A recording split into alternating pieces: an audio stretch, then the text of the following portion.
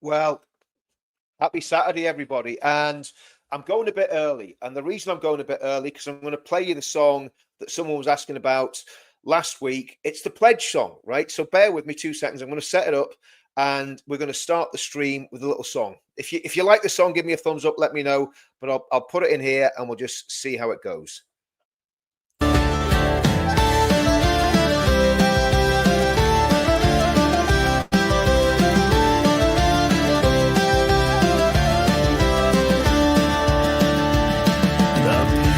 Chose to make the pledge to save a land so fair. The people chose to make the pledge to show how much they care. The pledge is for the people, to give them back their power. The pledge is for our freedom, to break the people in the tower.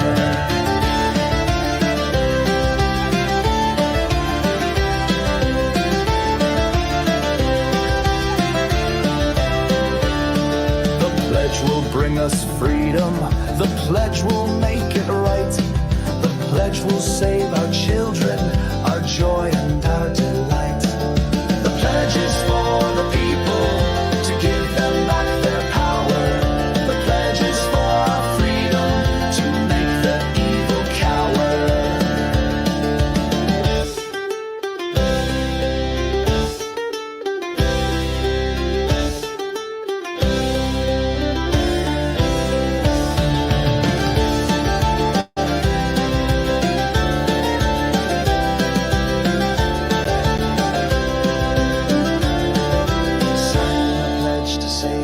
Make evil go away. Sign the pledge for freedom and to always have your say. The pledge is for the people, to give them back their power. The pledge is for our freedom, to make the evil cower. The pledge is for the people, to give them back their power. The pledge is for our freedom, to break the people in the tower.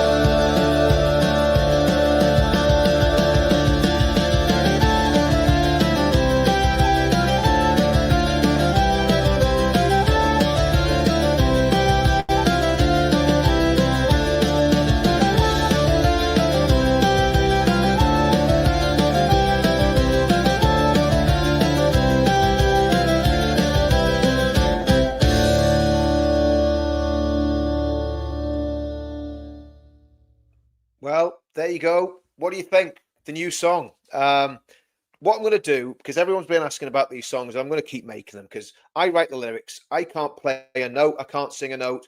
I write the lyrics. So I'm pretty good at that. And then I just put them into AI and AI spits out some lovely tunes. Obviously, you've got to do a little bit of prompting and all the other stuff. So, yeah, I'm going to put them behind a little email wall on the Counter Media website when I get round to it. I've got loads to do at the minute, but that's the pledge song. So there you go. It's good, isn't it? Really, really good. Well, I wasn't going to do anything tonight, to be honest. I've got loads of work to do, and I really could be doing with getting on my work. But with all that's happened this week, I was thinking we actually need a Saturday Night Live now. If this goes well and we get loads of people watching and everybody likes it, I might make it, I'm going to say a weekly thing, but if I'm making a rod for my own back there, really, aren't I? But this is the first ever Saturday Night Live I've done. So here we are.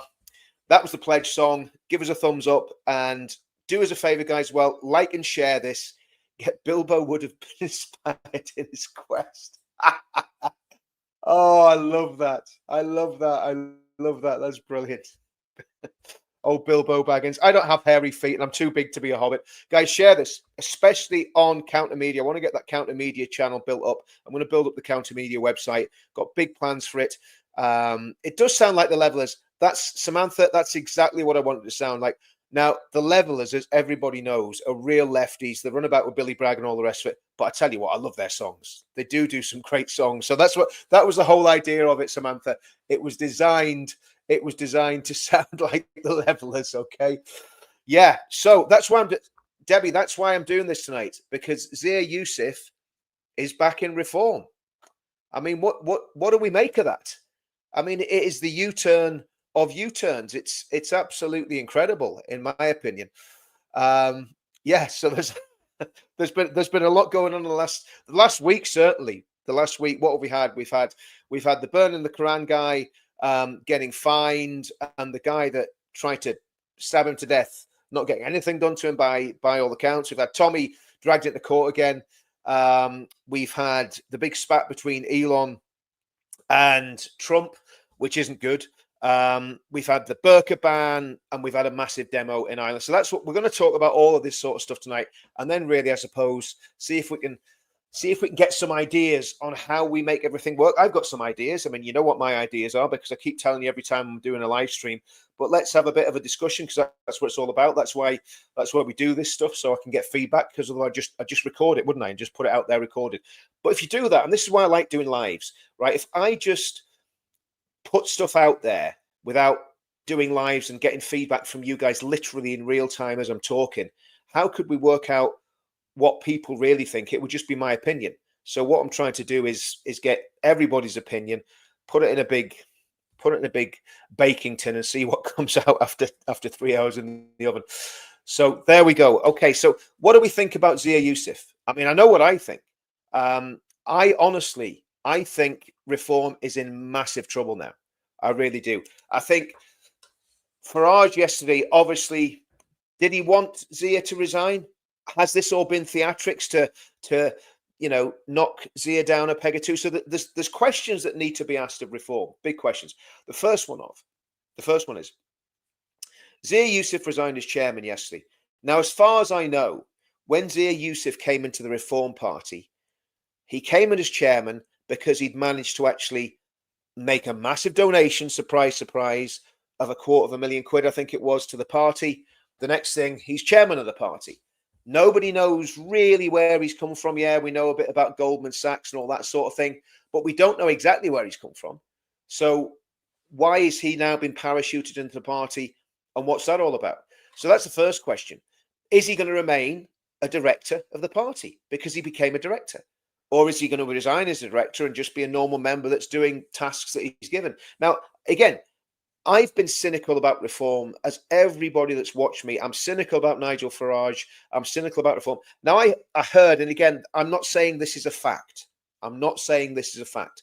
But this is what I heard, that senior people, very senior people in reform, had been to a dinner with Muslim businessmen, and the price for a table at that dinner to get with senior people, this is what was heard, this is what was told, to get with senior people was £25,000 a table. Now, I can't confirm whether that's true or false, but that was the rumor that was floating about. And again, I know a lot of people in reform. I know a lot of people that are close to people at the top of reform. So who knows? I mean, if that's true, is that why Zia has been parachuted back in? And people were worried for a long time that our first Muslim prime minister would be the lad from the East End, Sadiq Khan. But it would seem that Zias Hokey might pip him to the post. Now, if Zias Hokey was being pushed out, there was all this speculation yesterday. And it's interesting what Aaron Banks said yesterday. I'm going to try and pull this tweet up here, guys, just so you can see this, okay? So let's have a look at what Aaron Banks said yesterday. See if you can get this. So I just need to get rid of that. Get that in. Okay, so this was Aaron Banks yesterday. Okay, so Aaron Banks said, "Astonishing that everyone thinks that they are responsible for the meteoric reform rise. As the old saying goes, success has many fathers and failure an orphan. Zia worked very hard but struggled with relationships and people. The corks will be popping in Party HQ this evening. Reform will power on." Now, that was Aaron Banks, what, 24 hours ago, 2 days ago, whenever the whole thing blew up with Zias Hokey. And then there's another tweet, which I think is 2 hours ago, saying, "Makes sense to focus on DOGE and tech without the burden of the operation. Expect big things." So there's a lot of doublethink, and there's a lot of double speak. And I would have expected more of Aaron Banks. I thought Aaron Banks was a very straight-talking, hard-nosed businessman. So why is he playing footsie with this? There's something going on in the background. And I'll be honest with you, and we're going to, if we get the chance to, depending on how this goes, because obviously I want to do a lot on the comments. I want to talk to all you guys.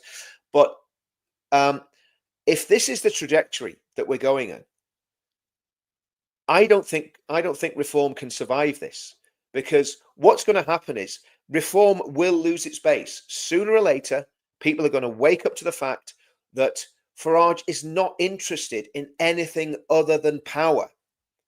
Because if you could tell me exactly where they stand politically, exactly where they stand culturally, and exactly where they stand even on religion, which you might not think is an important thing, but the cult in culture is religion. The cult in culture is what people I'm going to do a video on this, is what people worship. That's what the cult is. So if you take the cult out of culture, you've got chur, so it doesn't really make any sense. So as much as Farage says he's not interested in sectarian politics, he seems to be very heavily playing the identity politics card. There was something on Twitter the other day. Ant Middleton has been talking about standing for reform for the London mayor for quite some time.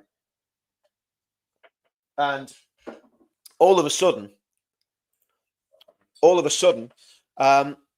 there's all these rumors about, I can't remember the guy's name, Derek somebody other, the black boxer from Zimbabwe, standing as the reform candidate for London mayor. Now, I'm sure this guy's a perfectly nice chap, but to me, Ant Middleton has a lot more about him than a heavyweight boxer who, as far as I know, is not a big media personality, is not as articulate or as charismatic as Ant Middleton.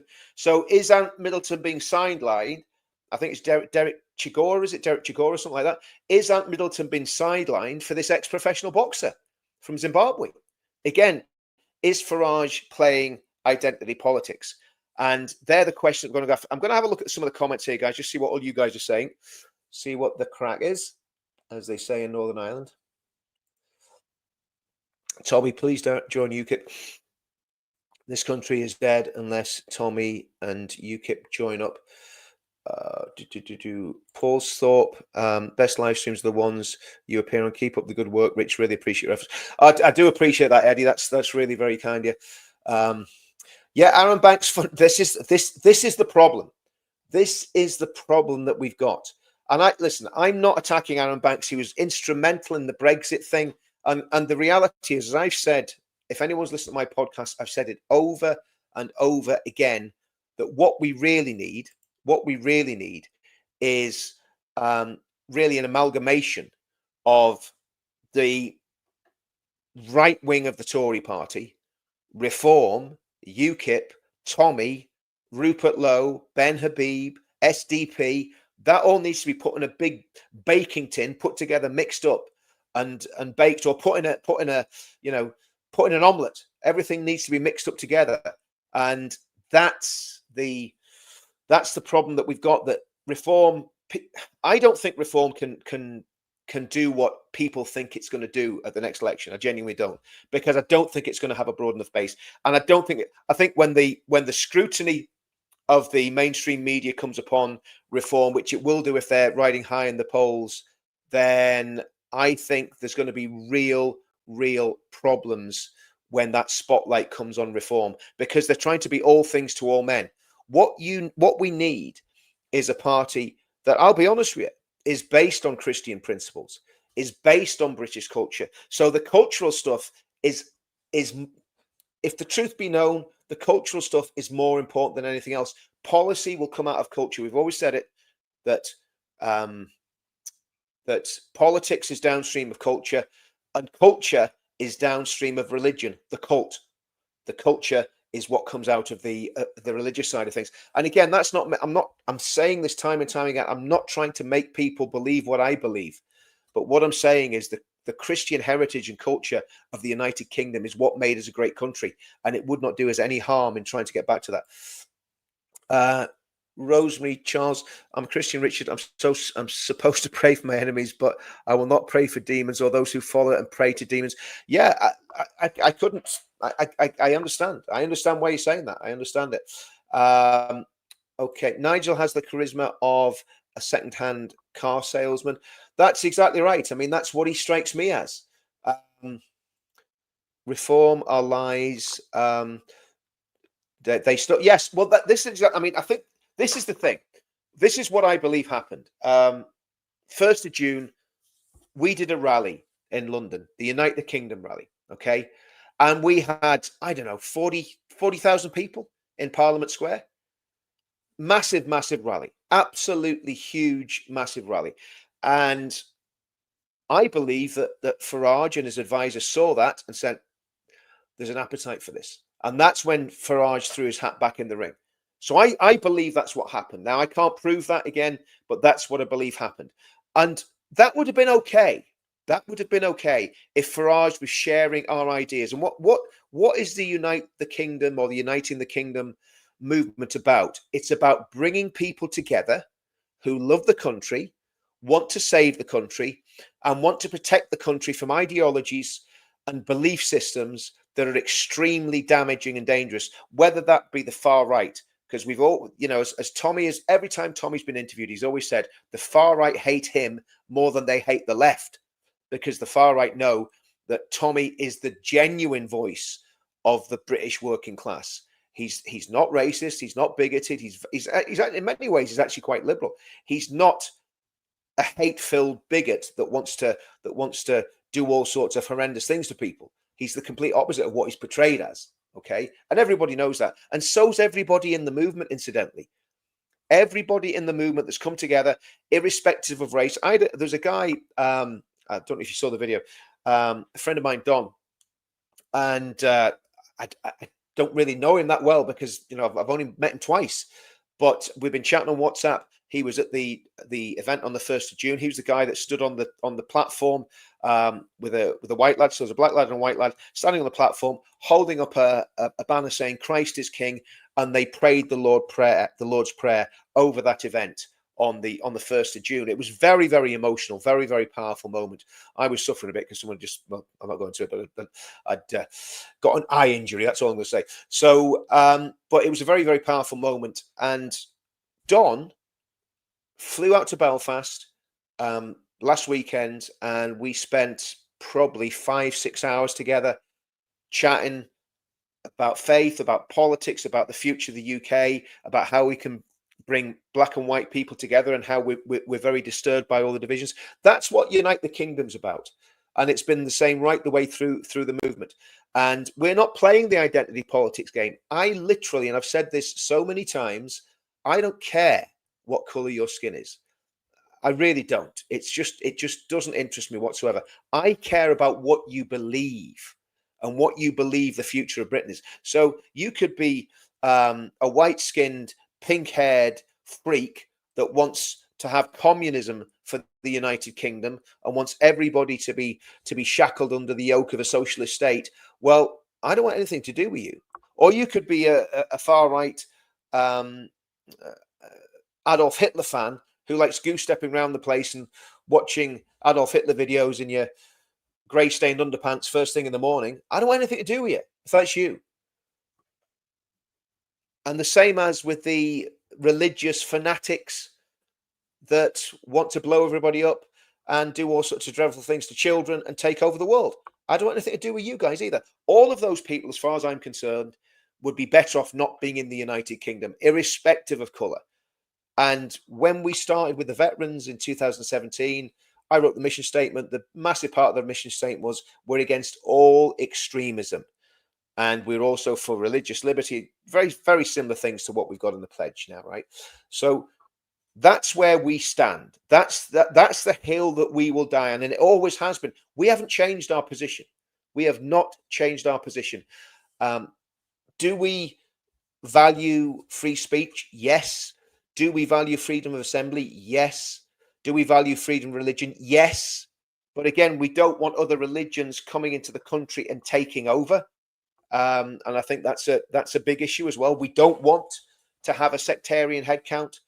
And when Farage says that, he's right about it. But unfortunately, Farage is playing the sectarian headcount game. And that's all I'm going to say on that. I'm not going to go into any more detail on that. So there's a lot of things there that happened when we started doing our demos. Tommy got locked up. The dreadful murder of those three little angels happened. And of course, the fallout from that was lots of patriotic people got sent to prison. Those people got sent to prison just for standing around outside Downing Street saying things, asking who the F is Alan. People were sent to prison for. We all know it. And that's what's been going on. So I think Reform are not fit for purpose in their current format. And definitely not, this stuff with Zia Yusuf is very, very odd. It's very strange. He's out, he's in, it's the Reform Hokey Cokey, isn't it? Anyway, let's see what we got in the comments.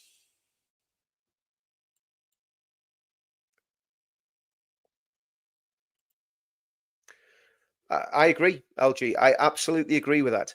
I don't think we can. I don't think we can trust them.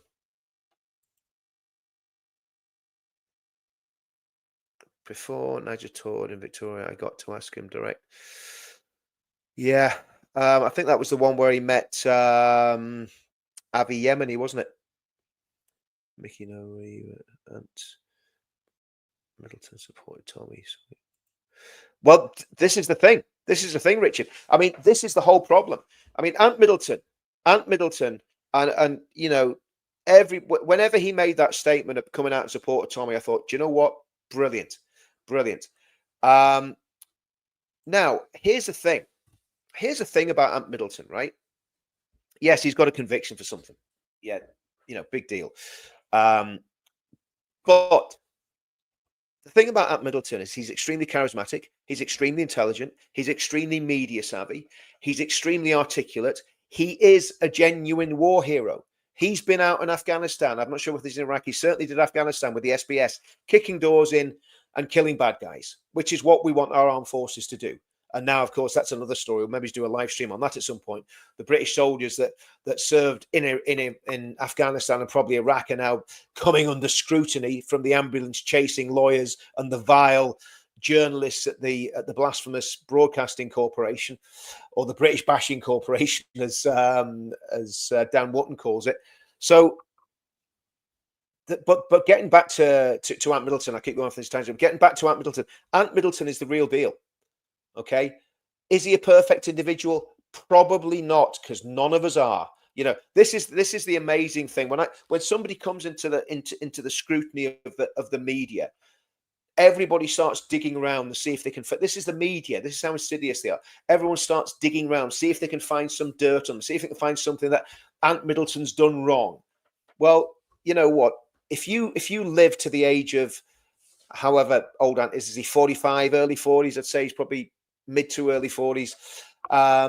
So if you get to that age and you've never done anything wrong, you're probably a bit of a prat, to be honest with you, because you've probably lived a really boring, dull life, and you've never done anything, So people make mistakes in life. So what I'm saying about Ant is, to me, Ant Middleton should be not just the Reform candidate. There should be a unity candidate. This is what we did in my constituency in Northern Ireland for the general election. It got won at the election before the last one by a cretinous, vile slug of a man who, my goodness, I mean, you don't even want to know. But he was basically a liberal Democrats alliance party, whatever, and we wanted to get rid of him. So what the people of North Down did, we decided we would have one unionist candidate and backed him to the hilt. Apart from the unfortunately Tim Collins, who I know quite well, decided to stand in the constituency. Everybody told him he was going to lose, and the only thing he could have achieved was making sure that the other guy got in again.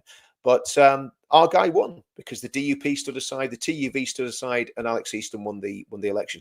So that's what should happen in London. There should be a unity candidate, a right-wing unity candidate. The Conservatives should stand down, UKIP, Reform, everybody should stand down and give Ant Middleton a free run at it. That's my opinion.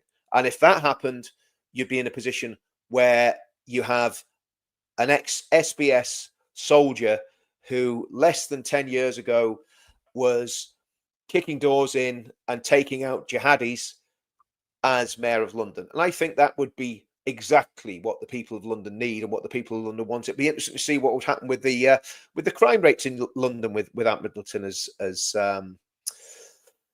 Aunt Middleton as, I was going to say Prime Minister. Maybe he's getting a bit ahead of myself, but Aunt Middleton as mayor of London. Okay. I'm done with reform today. I agree. I totally agree with you on that. I think I'm going to take that away because it's just been a bit of a distraction. I totally agree with you on that. I think reform really, well, I was never onto reform, as you know. I never really liked them. But I thought when this happened with Ziya Yusuf, I thought maybe there's a chance of reform having a reboot, because now, again, I'm not in reform, but what if you listen to Ben and you listen to Rupert Lowe and you listen to other people that got hoofed out the party? Mohammed Ziya Yusuf was the guy that was wielding the axe. He was the one that was pushing these people out of the party. He had a lot of power. He was the chairman. He could hire and fire, and he was getting rid of people. Okay, so once he left, that could have been a catalyst to bring all those good world-class people back into the party and basically make the thing work again. But sadly, it doesn't seem that opportunity has been grasped. Yes, reform. Reform are shambles. They're not a party to support. Yeah, I saw Nick out in Calais. Again, I mean, he's getting out there and he's doing what he should be doing, isn't he? I'm sticking with UKIP. Ben Habib was I'm not sure. I think Ben was Ben chairman or deputy leader.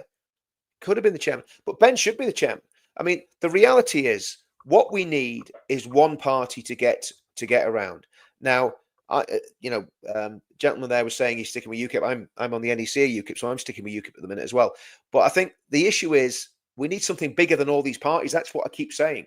That's what I keep rattling on about it all the time, because UKIP is not going to win the next election with all the best will in the world, unless something absolutely miraculous happens, which is possible. I mean, anything's possible in politics, but I think it's very unlikely that UKIP's going to win the next election. I don't think Reform's going to win it. The way Reform are going, I honestly see the wheels coming off everything. I think what's happened with Reform, I think Farage was great for playing a part in getting Brexit done. Farage didn't get Brexit done. This is the problem that we got with this cult of personality, right? And we've got to be careful about it with everybody in the movement, because once somebody seems like they're trustworthy and they're on our side and they're saying the right things, everybody gravitates to them. And it's understandable because everybody's crying out for leadership. I mean, my position is the only person that we should ever gravitate to and follow is Jesus Christ, and then, work everything out from there. That's my personal opinion on it. But the reality is, I don't think Reform's got it. I don't think UKIP's got it. I don't think so. There needs to be a coming together. Now, Ben Habib is doing this thing, the Great British Pack, where he's getting people to look at in depth at policy. They're looking at a great. I think this is public knowledge. I hope it is. They're looking at something called the Great Repeal Act, where they're looking at how to repeal all the disgusting legislation that's been on the statute book since not since Keir Starmer came in, not since the Tories came in, but going right the way back to Blair and John Major. So the Great Repeal Act goes right the way back to the early 90s, and maybe even a bit before, because not everything that was done under Thatcher was perfect either. We have a very bad habit of deifying ex-leaders, and believe you me, there's a lot of what Margaret Thatcher did, which was superb and to be honoured and saluted, and she was very strong on military issues and a great supporter of the military. But there was a lot that went wrong in terms of globalization and shutting down coal mines and shutting down steelworks and so on and so forth. So, nothing is as cut and dry as people always like to think it is. But anyway, putting that to one side. So Ben's working on that. The pledge is massive in all this, and I know. I mean, I'm a broken record, and I know most everybody that watches these channels has signed the pledge and I appreciate everybody signing the pledge, but it's not my pledge, it's your pledge, it's for you guys. So there's a lot of moving parts in this. You know, we've got, apart from reform on what we might call the insurgent right. That's kind of what they call us, isn't it? We're kind of the upstarts. Apart from reform, we've got more people signed up to the pledge with email addresses and knowing where they are than any other political movement. Now there are various different media companies and so on and so forth, but the pledge is a political, well, it's a set of ideas, it's an ideology, and apart from reform, we've got more than anybody else. So you know, so I think those things shouldn't be ignored, because if we have the pledge and we have Ben and we have UKIP and we have SDP. I mean, I was watching Henry Bolton tonight. Very impressive. I've got, you know, I remember Henry Bolton back in the days of UKIP, and to be honest with you, I wasn't too impressed with him then. But he's very impressive now. He's involved in the SDP. So there's all these little small parties that are very, very much a part of the jigsaw, but they're not the whole answer. And reform's not the whole answer, especially the way they're going at the minute. So let me get back to the comments and see what everybody's saying.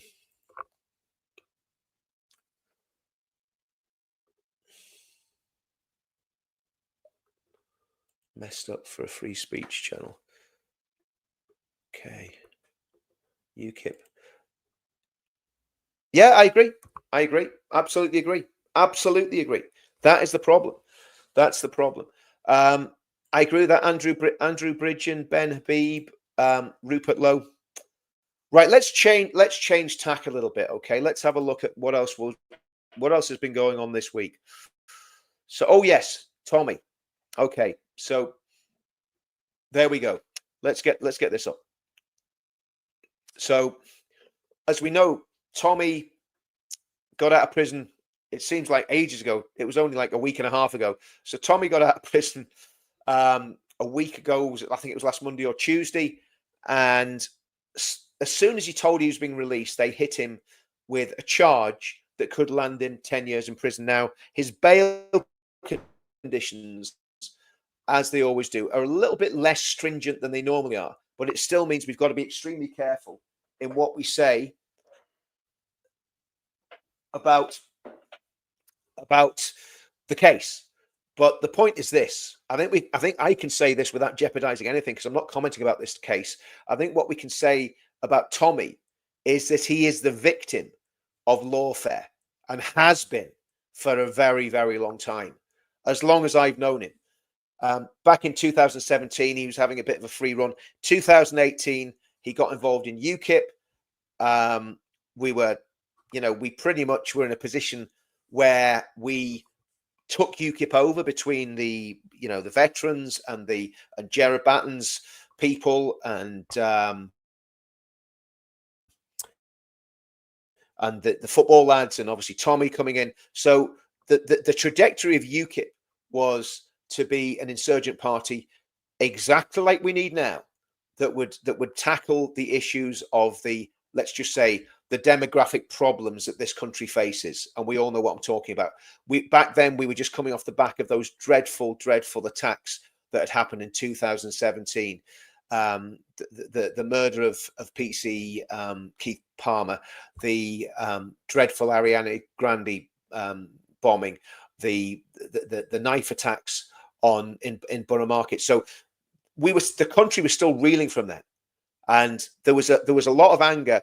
And what we did, and I hope we did the right thing, and in fact, I'm sure we did the right thing. It wasn't our fault that we got shafted, but we got that energy put into getting back behind UKIP. And again, people responded, and we got, especially in the northeast, we got people elected up in the northeast of England. Keith Jenkins was on the council in Sunderland, and he was absolutely tearing them a new one. He was doing a great job. So, of course, Tommy was involved.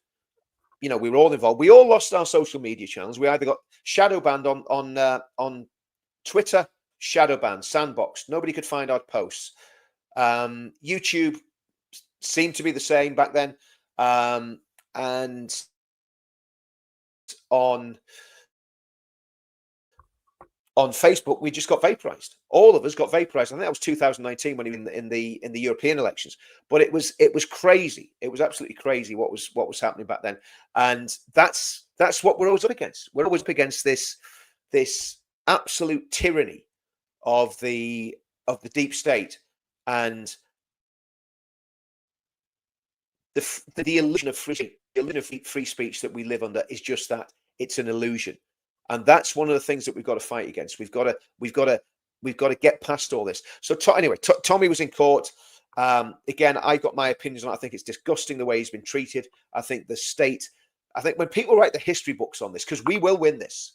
We will win this. We're not going to slide into some sort of Islamo-communist state where the only religion that's allowed is Islam, and where the communists and the Islamists are running the show. That's not going to happen. But we've got to be on this. This is serious stuff. So when I talk about this stuff, I'm not talking about this stuff because I like the sound of my own voice. I'd much rather on a Saturday night be sitting in front of the telly with a beer, or sitting reading, or doing something out for a meal with the wife or whatever, than doing this. But I'm doing this because this is how we're going to save the country, getting people together, getting people motivated, and getting people positive. That's it. Absolutely right, Paula. Justice for Tommy. That's what he needs, because he's never had justice. This is the first time he's ever going to have gone before a jury. But and again, to the Christians in this chat tonight, and the Christians that are watching this, the Christian subscribers, pray for Tommy. I've said it. Let's set 2 or 3 days a week where we pray and fast. And again, you don't have to go praying for fasting for 24 hours. Miss 1 or 2 meals. Basically, just get on your knees for Tommy, because he's going to be under so much pressure. Because if this court case goes wrong, there's a potential of 10 years in prison. And let's get it right. These people will try to bang him up for 10 years. It's a ridiculous. Well, I'm not going to say about the court case, but we need to pray for him. So praying and fasting 3 times a week, not just about Tommy, about all the issues that the country's facing, for revival, for the state of the church, everything. So if you're Christians in the group, that's what I'm going to do. And I'm not going to be doing 24-hour fast, but you maybe miss your breakfast, miss your lunch, have 1 meal a day, whatever it is. But it's Jesus said in the gospel, if this thought doesn't come out except but by prayer and fasting. So prayer and fasting works, or else Jesus wouldn't have done it.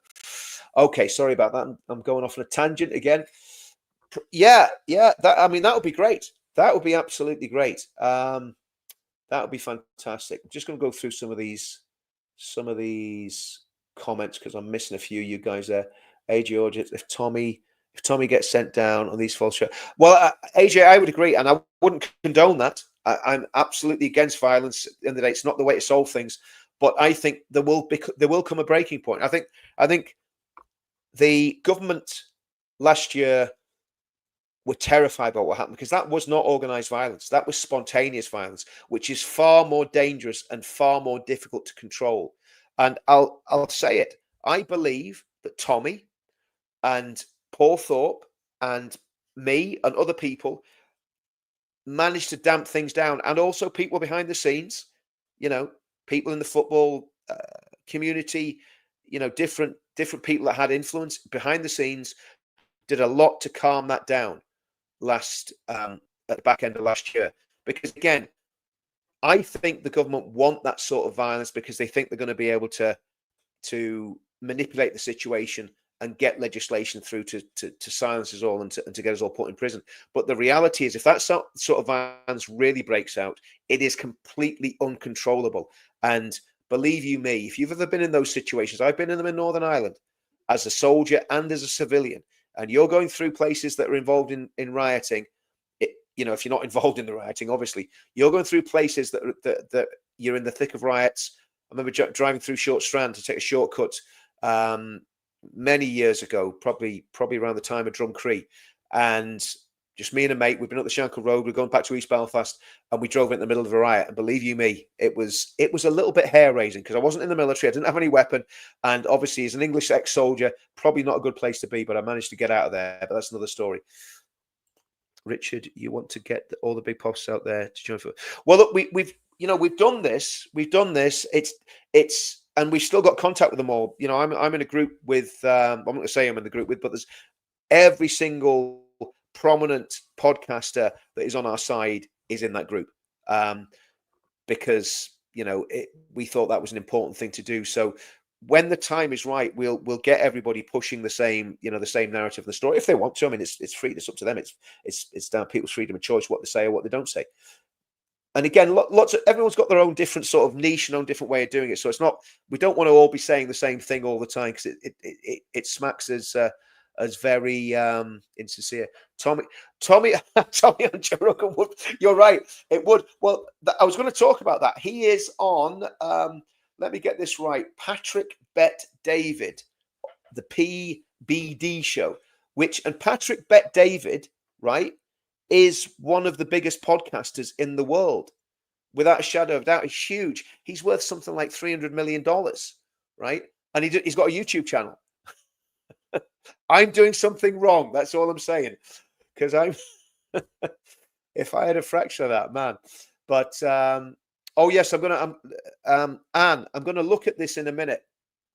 I'm gonna look at the island thing in a minute. And I'm going to say something. In fact, let me find it. I'll scroll down to it now, actually, guys. So with regards to Tommy, I've spoken to Tommy. He's doing great. He gave me such an encouraging message because he knew some of the troubles I'd had when he was in prison. And he sent me a very, very nice message. And I chatted to him then about the upcoming event on the 13th of September. And again, let's get something organized for the 13th of September. Going to chat to Tommy's team about the idea of doing something remotely in Ireland for people that can't travel. I'm going to sneeze, guys. Hang on. Oh, that went away. Yeah, so I'm going to.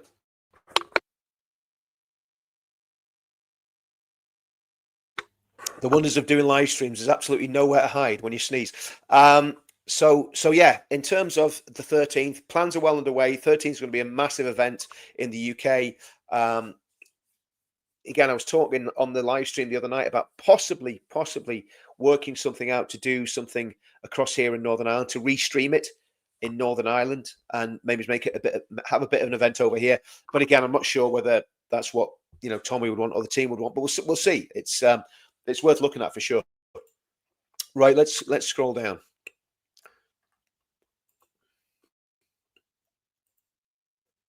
Okay. Just bear with me, guys. Just want to get to this. Oh yes, Hawksmoor.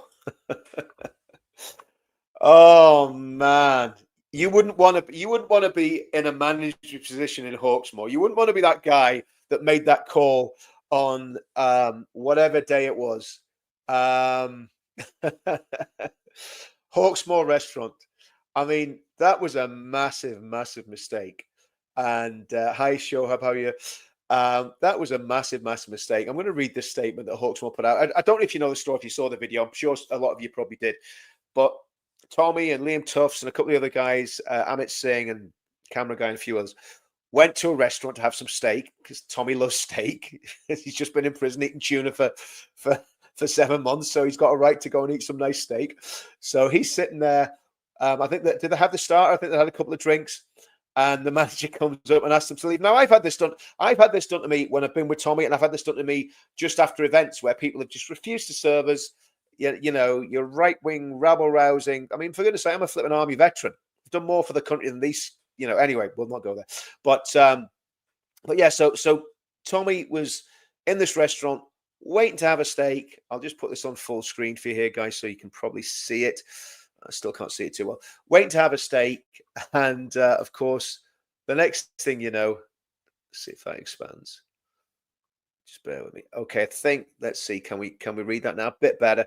The next thing you know, the manager comes out and tells them they can't be served, which is embarrassing. And of course, Amit Singh being a Sikh, said, "Is it because of the color of my skin?" Which was, I thought, was just the most ironic and brilliant line that he could have said. But of course, you see, if you've been around Tommy, you know he's not phased by that. It happens all the time. But he is going to come back and get his pound of flesh because he's got a profile, and he can say, "Well, listen, Hawksmoor, you really shouldn't have done that because there's a million people follow me on Twitter that might not want to go and have a steak in your restaurants anymore." That's certainly going to be my position, unless there's a complete apology and back down from Will Beckett, the co-founder and CEO of Hawksmoor, who really should be sending Tommy an email to apologize, or the team an email to apologize, and offering them free steak and champagne. Your business, mate, is going to be boycotted by everybody in our movement because none of us will ever eat in your restaurants. And this is what he said: our focus is always to give the best restaurant experience to the most people possible. On Thursday, a public figure was asked to leave one of our restaurants because guests and staff felt uncomfortable and had complained. I mean, you know, it wasn't Osama bin Laden walked into your restaurant. It wasn't Peter Sutcliffe. No, it was Tommy, right? And actually, if you did just, you know, you could have probably brought more people to you. If this had been handled right and you hadn't thrown him out of the restaurant, you could have actually increased your business massively. If when the manager phoned you, I'm sure he phoned you, Will, when the manager phoned you, if you'd have turned around to him and said, "Oh well, you know, just let them eat the meal and you know, give them a few drinks and maybe, you know, if people aren't comfortable with it, maybe there must be a little sort of, you know, VIP lounge or something." They could have took him in there, right? But no. Started to virtue signal, and then doubles down on it. And he goes on a Thursday public. The party, the guests and staff felt uncomfortable and had complained. The party left peacefully and politely on request, which is absolutely true. This was not about politics or beliefs. Hawksmoor is not a political organisation. We're a group of restaurants. We want to welcome as many people as possible, regardless of background or views, to our teams as our guests, regardless of backgrounds or views, to our teams, or to our teams or as a guest. Okay, that makes sense. Yeah. Okay, so well, that's not the case, is it? Because what you're actually saying there, Will, is you're saying regardless of background or views, except if they're Tommy Robinson or any of Tommy Robinson's supporters. Because what you've inadvertently done is excluded all of Tommy supporters, because no self-respecting Tommy supporter will ever go anywhere near your restaurants. And believe you me, we're not all what the media portray us to be. It's not that lot. There's a lot of very, very affluent, professional, intelligent people who I'm sure would have spent money in your restaurants, won't spend it there anymore. So let's see what happens. But you really, Will, you should back down and you should give Tommy a free steak and whatever else he wants in your restaurant whenever he comes back from the Bahamas. But no doubt you won't. You'll probably keep crying about the way you've been victimized by Tommy supporters and you've had loads of abuse and all the rest of it. Well, you know, you live by the steak knife and all that sort of stuff. Right. Okay. Unlucky for Hawksmoor. Go woke, go very broke very quickly. Well, I'm not saying I want them to go broke. What I'm saying is I want them to actually do the right thing and apologize to Tommy and bring him back for a steak and film it. That would be great. That would actually get them support.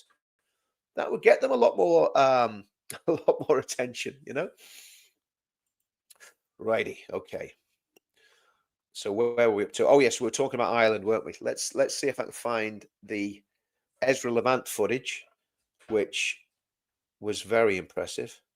Oh no, actually no. Before we do that, we're going to talk about burning Qurans, and yeah, let's have a look. I'm not sure whether you can see this at the minute.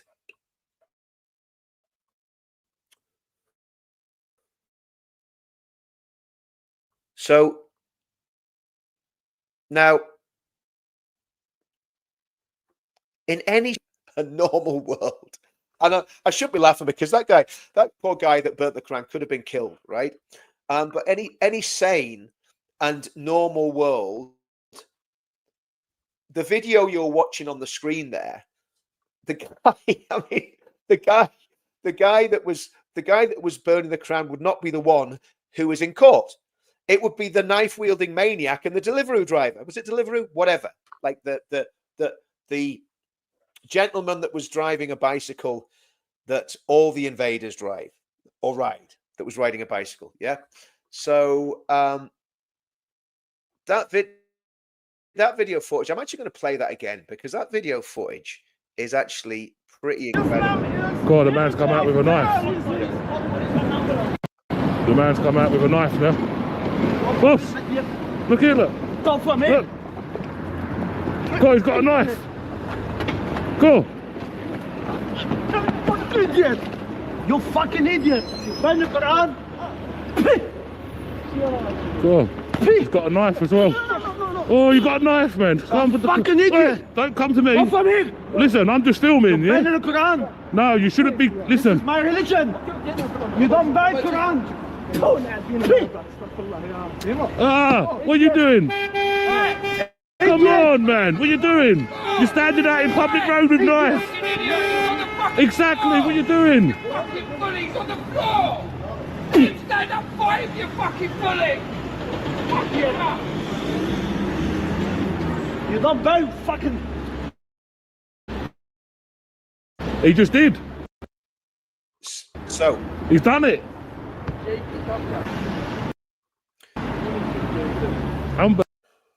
Unbelievable. let me just mute that, guys, because I don't know if you can He hear went. that. Okay, so to me, and again, let me know in the comments what you think. But somebody attacking someone with a knife, spitting on them, try to kick them in the head, try to stamp on them, punching them, and then try to slash them with the knife, and then taking one of the ironic things was he took the burning Quran. He actually slashed the Quran himself. The guy that was attacking the guy that was burning the Quran actually attacked the Quran himself with his knife. Now, I think if that guy with the camera hadn't been there, right? I honestly think that the guy that burned the Quran would have been killed. And we only have to look at what happened to, as we'll see here, Salwan Momika. He was murdered.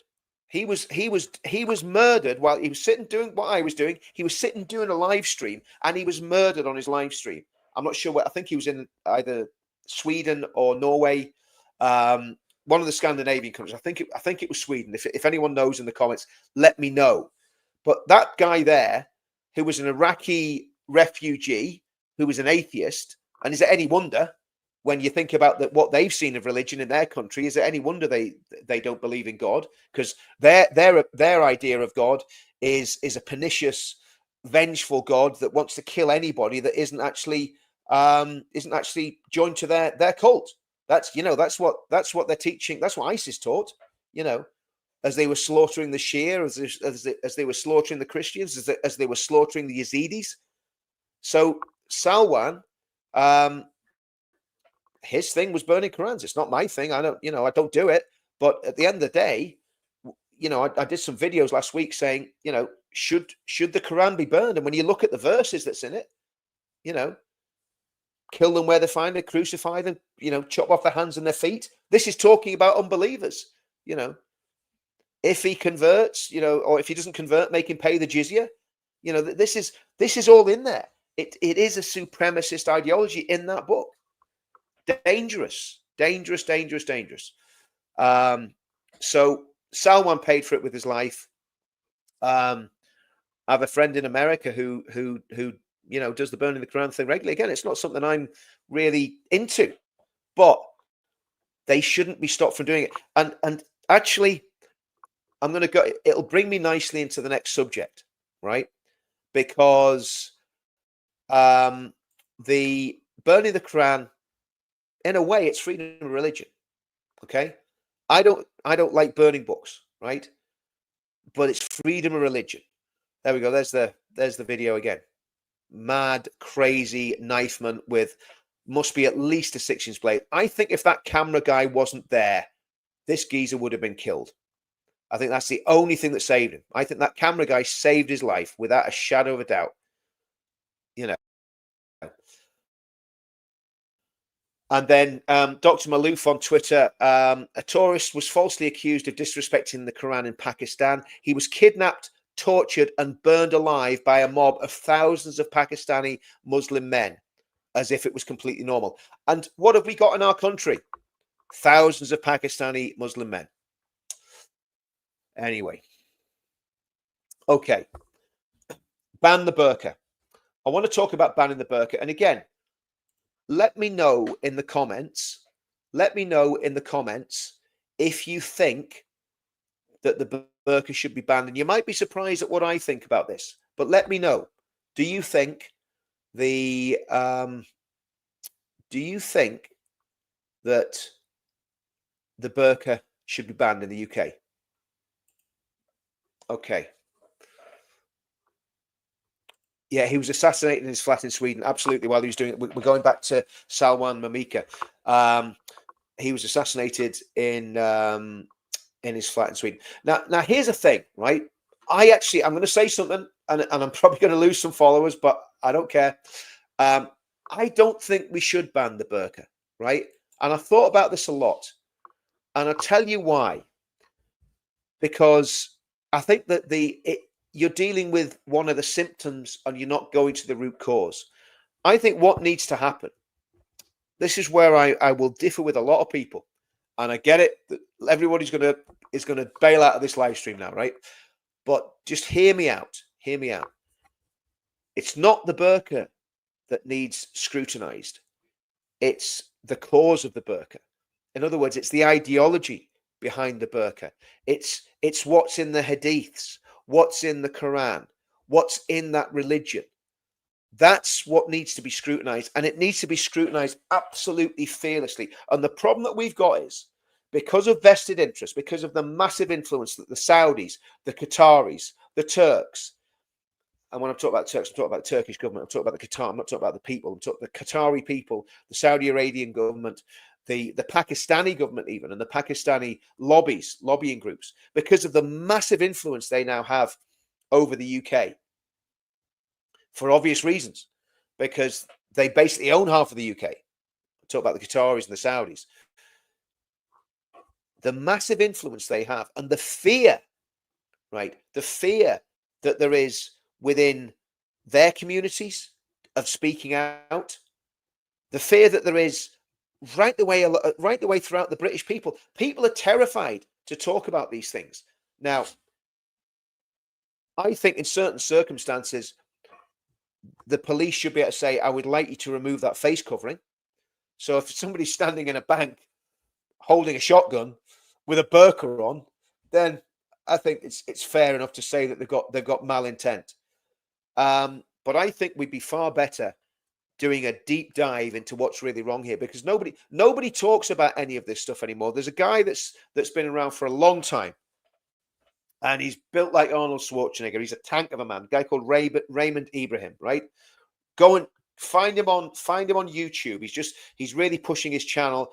He's been writing for years. I've been reading his stuff for years. He's now come out of the shadows, and he's putting his face out there.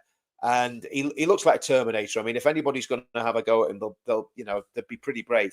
But Raymond Ibrahim is a scholar, right? I think he's half Egyptian or fully Egyptian. His parents were Egyptian, and he has written numerous books on Islamic conquest, on the rise of Islam, on the foundations of Islam. I think he's done stuff on Muhammad. He's written books like The Sword and the Symmetry. Just a new book about it's called The Two Swords. It's basically Christians and the Crusaders. So he's a very, very smart guy, very well researched. Go and look at his videos on YouTube. Absolutely incredible. Look at David Wood's stuff on YouTube. Robert Spencer's stuff on YouTube. All of these men, and nobody is attacking individual Muslims or the Muslim community. What needs to happen is there needs to be a deep dive into what is really believed, into what's really under the hood when it comes to Islam. What is in these books? What is in these texts? There's a book called The Reliance of the Traveller, which is basically a manual about Sharia law. I've got it in my bookshelf somewhere over there. I mean, it's one of those ones you don't read. It's not bedtime reading, right? But there's a lot in there that needs to be looked at. There's a lot in there in the history of Islam that needs to be looked at, and it needs to be looked at completely impartially. But it's not happening, and it's not happening because of the lobbying groups. So again, I'm endangering my channels by talking about this tonight, without a shadow of a doubt. This is, I'm talking here. I'm thinking, you've got to be careful what you're saying here, Richard. Yeah. So these things are a massive issue, and I understand and I respect everybody that says that's a good one. About Scott, yes. Watch David Woods, or both of them, David Woods and the Apostate Prophet. And the Apostate Prophet has just become a Christian. And of course, the reality is that's the solution. I've got loads of friends who are moderate Muslims, and I always say to them, I always tease them. I say, well, you're almost a Christian now, then, aren't you? And I've got loads of friends who came out of Islam completely and became Christians. And one of the things, I'm not going to name the gentleman, a very, very prominent man. He used to be a Sharia judge. And I used to do a lot of work with him probably about 4 or 5 years ago. And he said to me, he says, the only way that a Muslim can be absolutely safe when he leaves Islam is by becoming a Christian. When he was talking about safe, he was on about not going back to Islam, or not being, getting really bitter and hardcore radicalized atheist. Sam Shamoun's another one. And all these guys are very, very brave. They're very brave. My friend that used to be the Sharia judge, very, very brave, very intelligent man. And again, my issue is this, that I don't have a problem with Muslims. I've always said that I do not have a problem with Muslims. What I have a problem with is the bullying and the intimidation of Muslim people by the radicals. So if you're a Muslim woman, and we've seen it with that, with I'm not going to mention a name because I don't want to sort of highlight a name to put her under more pressure, but again, a very articulate, very intelligent Pakistani woman who was on our shows. She was great. She was doing a great job, and gone. She's still doing stuff. I haven't watched stuff recently, but that she's doing, but she wasn't even speaking. She wasn't even saying anything about Islam. She was calling out the community, saying, "We need to change. This isn't good. We've got to move on." And she was intimidated and bullied by people in her own community, the radicals, into shutting your mouth. Shohab's another one, and I can say, Shohab is a Muslim, and he is a religious Muslim. He believes it, and he prays, and so on and so forth. But he is very critical of the radicals, and he's very critical of the bullies and the extremists, and he has been threatened, and he's been dragged in by the prevent strategy and by police, the counter-terror police, to question him about why he's running about with people like me and Tommy and all the rest of us. And he's a Muslim, and he's a friend of ours. So anybody that thinks we're against Muslims are completely wrong. What we're against is the ideology that wants to take over Western Europe and America eventually. And that is real. We're talking groups like the Muslim Brotherhood. We're talking one of the biggest denominations, if you call them denominations, sects within Islam in the UK is the Deobandi. I think probably it's 45% of mosques are Deobandi, 6% are Salafi, which is kind of Qatari, Saudi, fundamentalist Islam. So 50% of the mosques are under management that are Deobandi or Salafi. And that's not even talking about the Muslim Brotherhood's encroachment into all sorts of areas of civil society. And that's what we're facing in the United Kingdom. And it can only be pushed back against if we have absolute freedom of religion and absolute freedom of speech. When I say absolute, not talking about inciting to violence, but people should be able to say pretty much anything they want. One of the problems that we've got on channels like this and on all the different social media that we have, and this is where it's great for JD Vance to be a champion of free speech. Well, what he needs to do is get a grip of some of these platforms. I mean, Facebook's the worst. Facebook is absolutely horrendous for censoring people. That's why I never do anything on Facebook. I'm banned. I have a little sneaky account, but I'm banned. In reality, so I can't really do anything on it. But Facebook is horrendous, but these other platforms will censor you. They will hit your, excuse me, hit your channels with bans and all sorts of stuff. And you know, it's a big problem. We do not have, I don't have freedom on this channel to say what I really want to say about the religion of peace, because there'll be complaints, there'll be censorship, and again, if I lose my channel, I lose connection with all you guys, and we lose a massive resource. So we do not have free speech on these platforms. It's as simple as that. And we should have absolute free speech, and that's what, if you know, hopefully if these, you know, guys that are in this fighting and bitching with each other in America can yeah, that is happening. Anyway, okay. Well, Ireland, Britain, I'm fairly sure. Well, that's what we've got to push back against, isn't it? We've got to push back against all that. Yeah, exactly. I get that. Look, do you know what, guys? I'm not falling out with anyone over the Burqa ban. I just believe in complete freedom for people to wear what they want and say what they want. Because the problem is, if they ban the Burqa, then the extremists can turn around and say, well, you're not allowed to wear your cross, you're not allowed to wear your crucifix, yeah, because that's offensive, you know. But that's always the issue. Virgin Media, it's working fine for me. Okay, what's happening? Is someone having problems seeing this? Is it breaking up a little bit? Let me know, guys. Okay, right. So let's see what was happening in Ireland today. Here we go. There's Ezra.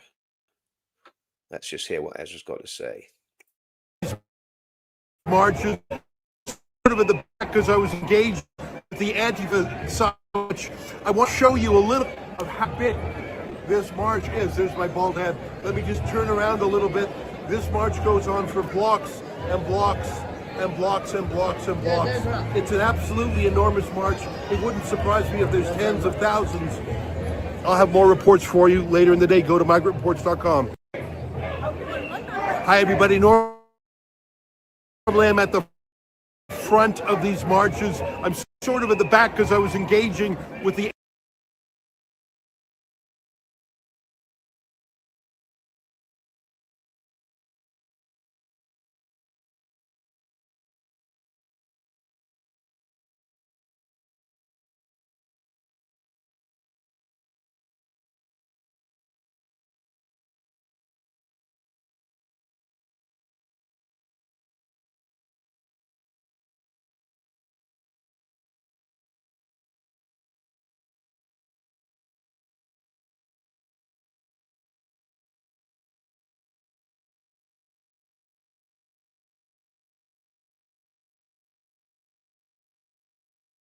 I muted myself. Yep.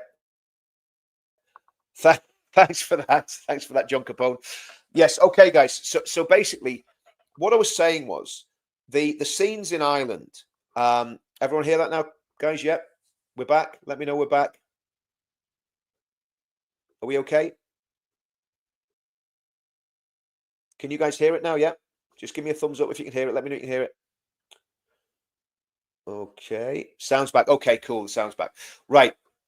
Okay. What I was saying was scenes like that, and anyone living in Northern Ireland will get this, right? If you don't live in Northern Ireland, I understand, right?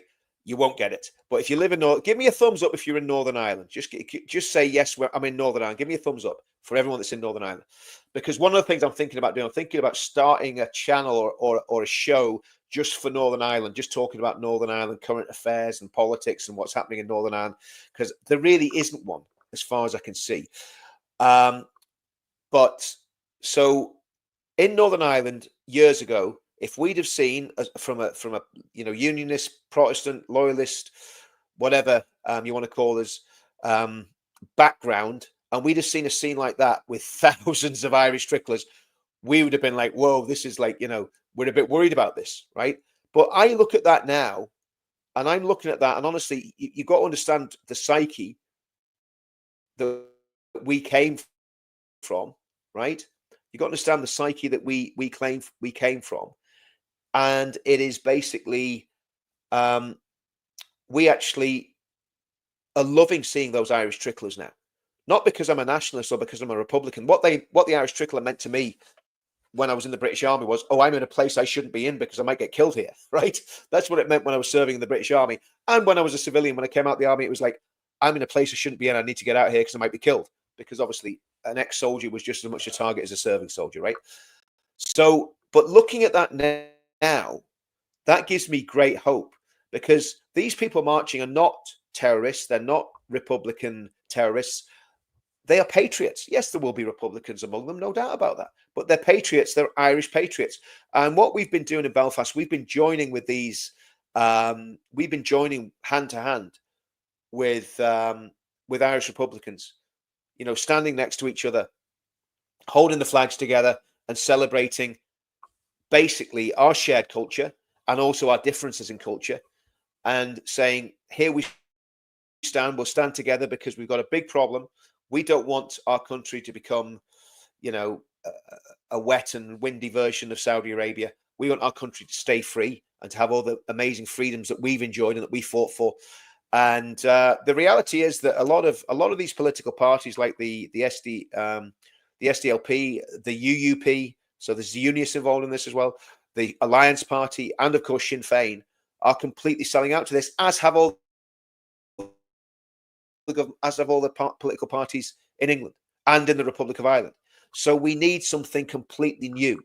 And I am absolutely, what I would love to have been there. Do you know what? I said that to my wife. I said, I should have got down. It's a long drive from where I live to Cork, but I am going to get down to one of those events and take a camera with me, take a cameraman and some mics, and see if we can do some interviews, because I think it's incredible what they're doing down in Ireland.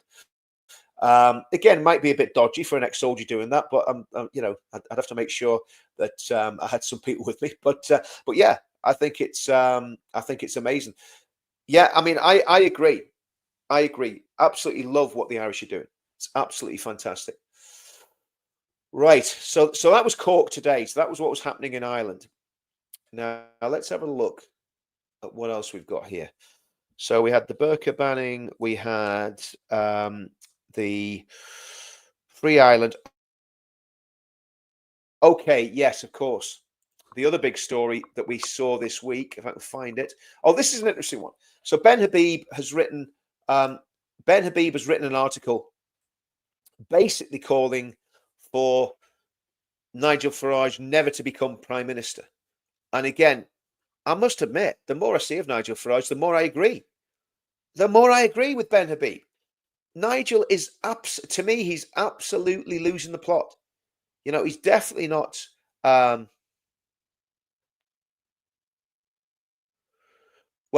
yeah, that's a fair point, Skullhead. I mean, the reality is, you see, the thing is, in Northern Ireland, right? In Northern Ireland, there's a mixed population. So in other words, there's people who identify as British and people who identify as Irish, right? That's the way it's been for years. That's what the Good Friday Agreement was about and all that sort of stuff, right?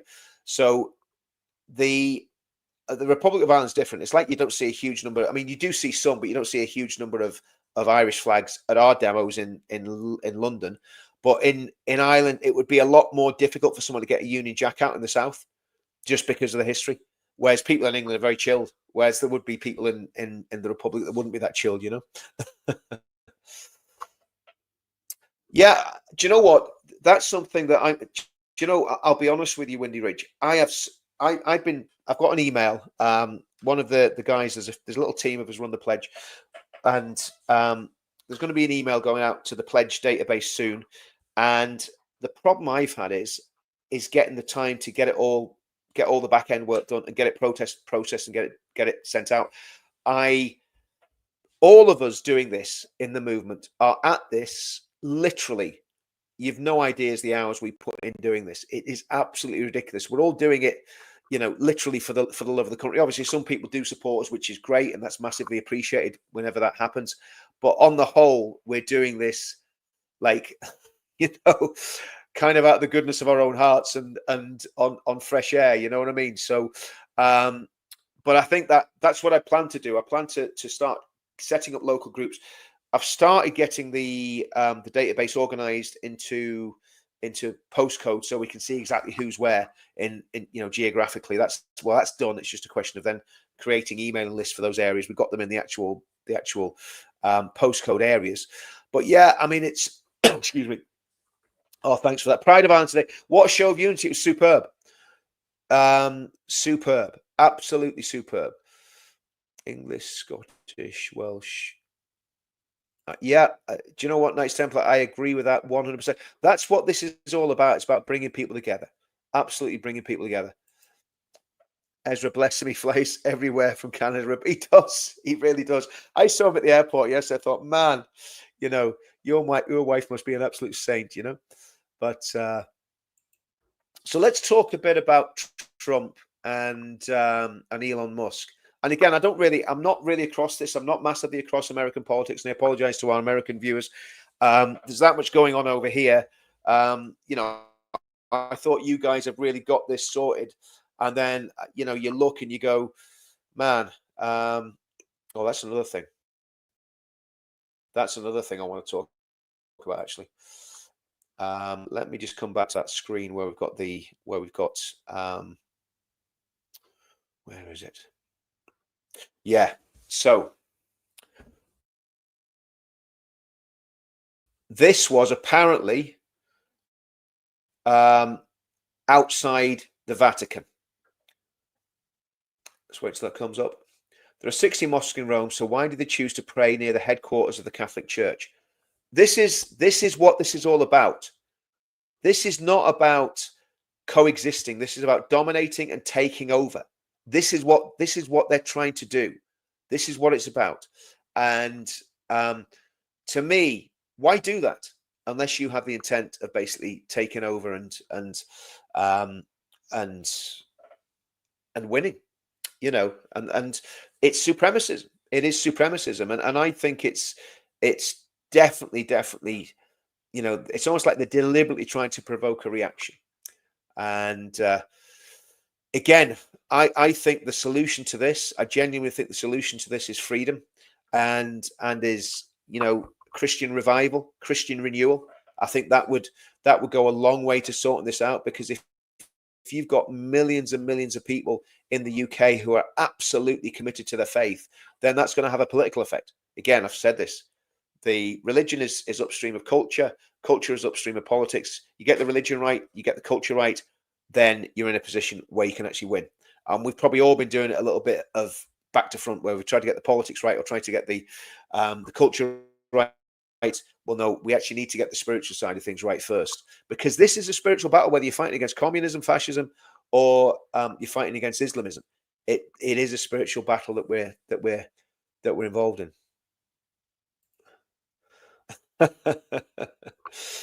Yeah, I hear you.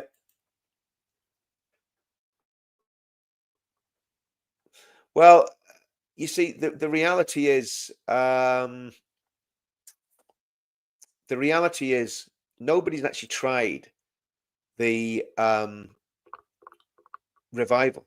You know, nobody's actually tried really, as a mass of people, praying that the religious extremists convert to genuine Christianity, because then they can be extreme in a faith that basically is good and wholesome and helps and has built Western civilization. I mean, some of the most amazing Christians I met have been ex-Muslims, without a shadow of a doubt.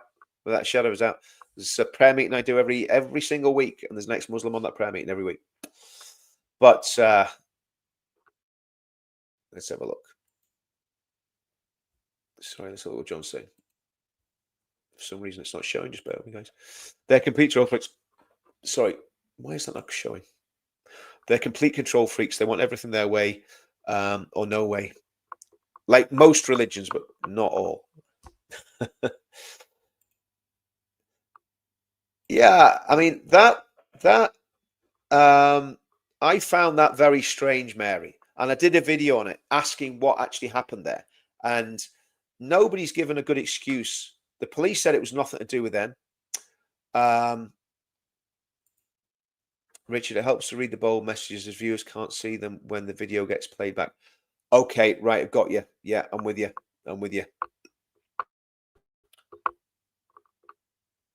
Traitor government. Well, guys, do you know what? That has been the first Saturday Night Live. Should we play the song again? What do you think? Should we? Let me know. Are we gonna play the song? Call this a day and play the song. I think I've covered everything.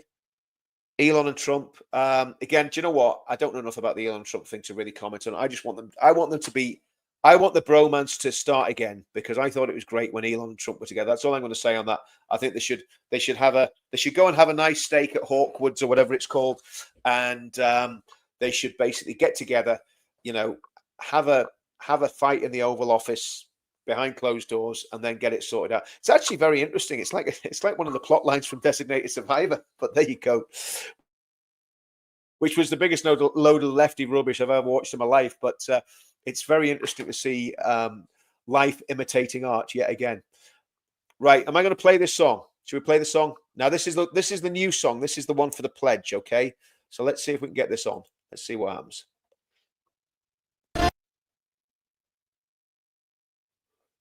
And again, what I need you to do, guys, is I'm going to take myself out of this, and I need you to let me know you can hear this, that this is playing loud and clear, okay? Okay, let's get... Okay.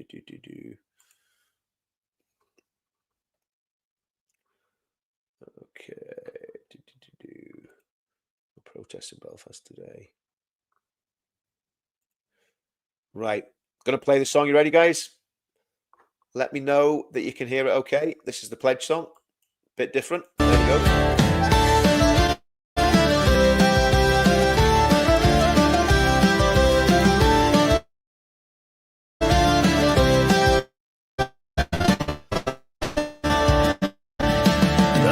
Shook the pledge to save a land so fair.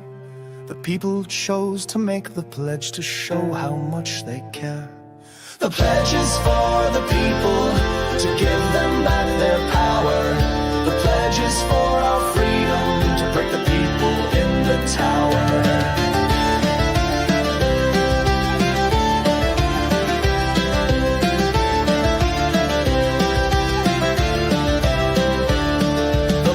Will bring us freedom. The pledge will make it right. The pledge will save our children, our joy and our delight. The pledge is for the people, to give them back their power. The pledge is for our freedom, to make the evil cower.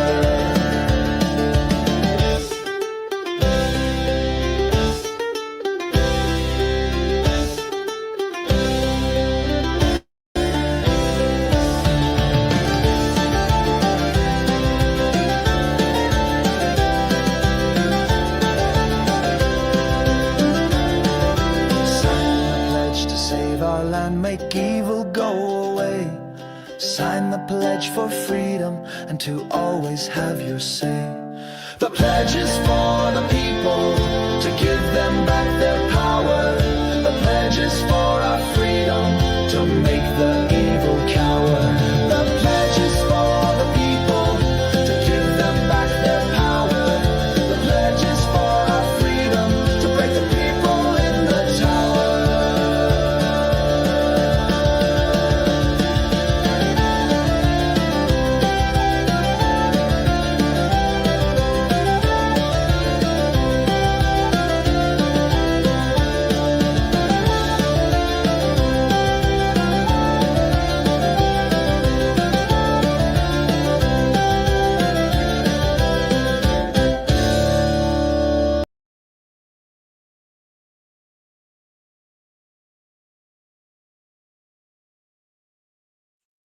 Well, guys, there we go. So that didn't play as well as it should. What was happening? Because of the way it was streaming, it was speeding up and slowing down. It sounds a lot better than that. It sounds a lot better than that did there. So just a couple more comments here. Guys, the reason I've come back, tomorrow, Sunday, tomorrow evening, just for all the people who are interested, should we have a little bit of a Sunday service? A little bit of Christianity, talk about God, let me know. Because if I'm going to do that, I'll maybe do that 7 o'clock tomorrow night. Let me know what you think. We'll just do an hour. And yeah, let me know what you think, guys, in the comments before you all clear off. Let me know if you think we should do something tomorrow night.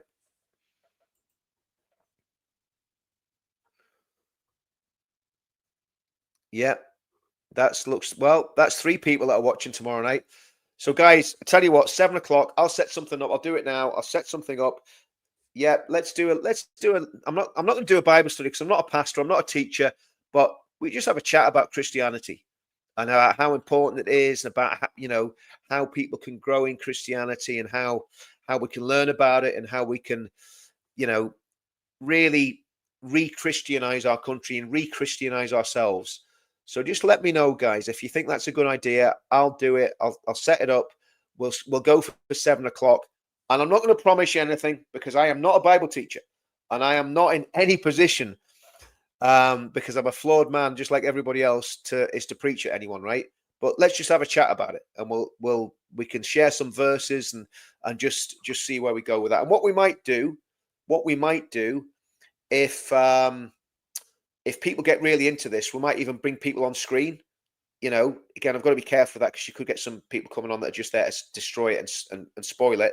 But if we got some people that we could trust, we get some other Christians on to talk about issues and issues that are affecting the country, and how we as believers can affect change in the country. Again, and I'm not looking at basically,